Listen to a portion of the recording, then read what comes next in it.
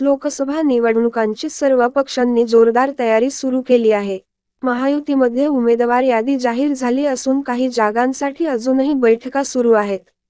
दरम्यान, शिंदे गट काही उमेदवारांची उमेदवारी मागे घेणार असल्याचे बोलले जात आहे. याबाबत हातकणंगले लोकसभा मतदारसंघाची चर्चा सुरू आहे. यावर खासदार धैर्यशील माने यांनी प्रतिक्रिया दिली.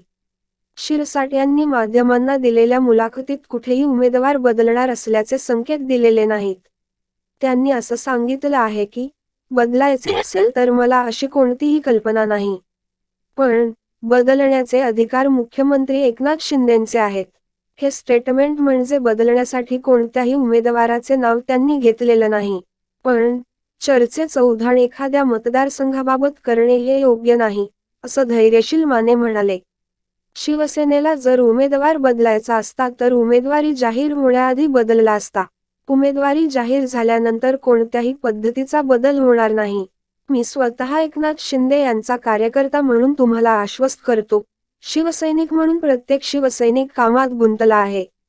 भाजपाचे कार्यकर्तेही कामात गुंतले आहेत. आता गती घेण्याची वेळ आहे. संभ्रम करण्याची वेळ नाही.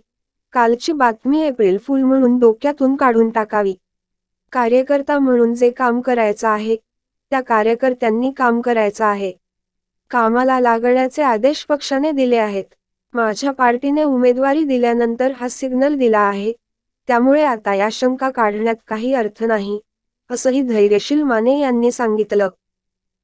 यावर तुम्हाला काय वाटते कमेंट बॉक्समध्ये लिहा. चॅनेलला सबस्क्राईब केले नसेल तर नक्की सबस्क्राईब करा. जगात भारी कोल्हापुरी.